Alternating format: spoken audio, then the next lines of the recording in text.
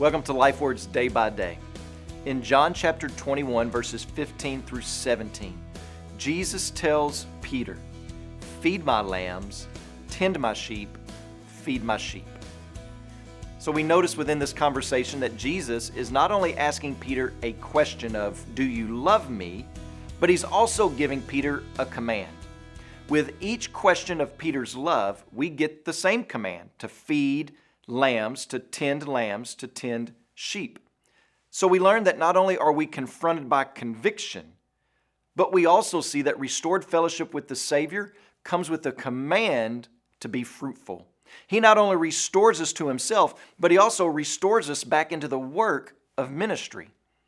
Jesus is drawing attention to Peter's task of feeding and shepherding Jesus's little lambs.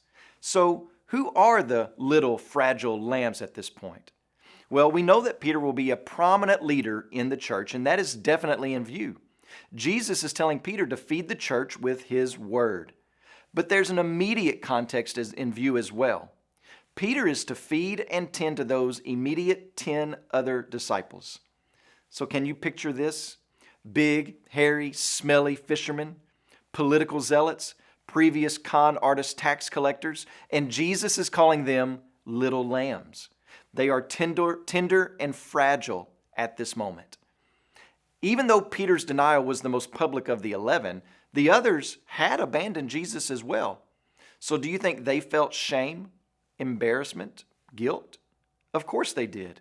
And who better to tell them about the forgiveness and love and restorative grace than Peter, who had experienced it firsthand?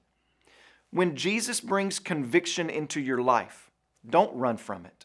Walk towards it, because in walking towards it, you'll be making your way to joy and peace on the other side, where fellowship with Jesus lives. And then, when Jesus commands you into his service, run in it for the sake of others who need to know the power, forgiveness, and the grace of God. Today, when you pray, please pray for Thomas Mobley and his family, our missionaries in Oklahoma. And also remember the Hey Hey Lifeword broadcast that's heard in Tanzania.